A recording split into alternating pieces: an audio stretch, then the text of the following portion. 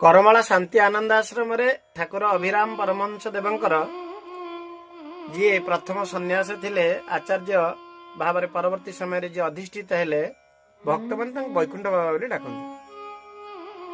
एते सरल निरीह निर्विकार पुरुष से थिले जो माने देखिछंती अनुभव करिछंती। प्रकृत रे गीतार जो वर्णना कराई संतंकर विषय रे स्थित प्रज्ञ संत साधु महात्मा माने किपरि हेबा दरकार तार ज्वलंत प्रमाण होचंती वैकुंठ बाबा। निर्विकार समलोष्ट्रास्म कांचन न्याय रे धन प्रति बहुत निर्विकार। सामाजिक कर्मरु से एते सरल आपण ताके देखिबे शह शह उदाहरण दे सुनिले हसीबे। करमला से ठाकुर जन्मोत्सव जो पालन करा जाए प्रति वर्ष माघ मास त्रिवेणी अमावस्या हजार हजार भक्त जुटती।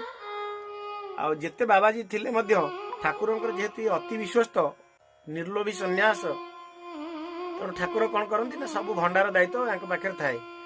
कई बाबाजी भोग भंडार दायित्व नेला बेले किए वस्त्र भंडार कि मूल भंडार दायित्व वैकुंठ बाबा थे कई जने आसी ठाकुर पाखे अभियोग कले आज्ञा वैकुंठ बाबा आप सब दायित्व देते से सब भक्त मान जहाँ पार्टी सब दे दौरान ना कौन दौरान से खली पेटरा पेटरा खली सब लोक नहीं गोटे गोटे लोक 3-4टा लेखा खली धरिकी बस कई भी से खली की पारिकी तारी पर चका पकई बस प्रसाद पाँच गोटे लोक यदि 4-5टा खली नब आईबटी ठाकुर कहले डाकिले वैकुंठ बाबा पचारे वैकुंठ बाबा डका होगी आसिले।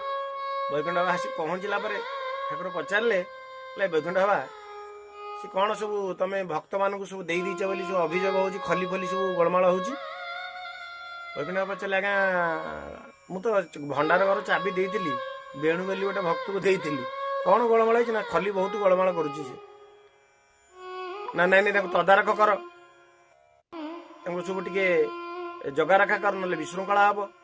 वैकुंठ बाबा कहला मत छाड़े से कथा मुझे बर्तमान जाकि तागिदा करी।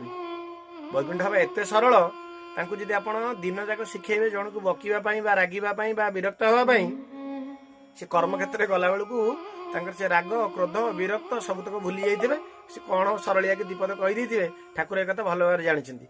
वैकुंठ बाबा राग तमतम हो गले कहले जाऊँगी से बेणु को पचारि केमी से खली सब नहीं बंटाबंटी कर ठाकुर एवं भक्त मैंने जो बसी ठाकुर हसिले कहले सीना मुझे पठे सी किसी रागी पार जीवन में राग बोली कौन से जानी तुम भर जड़े किए जाकि देख सीआईडी कर ठाकुर पठेले जड़े भक्त लुचि लुचि जा शुणिले वैकुंठ बाबा जाकि गले एपटू रागी जाइए बेणु पाखे पहुँचिक पचार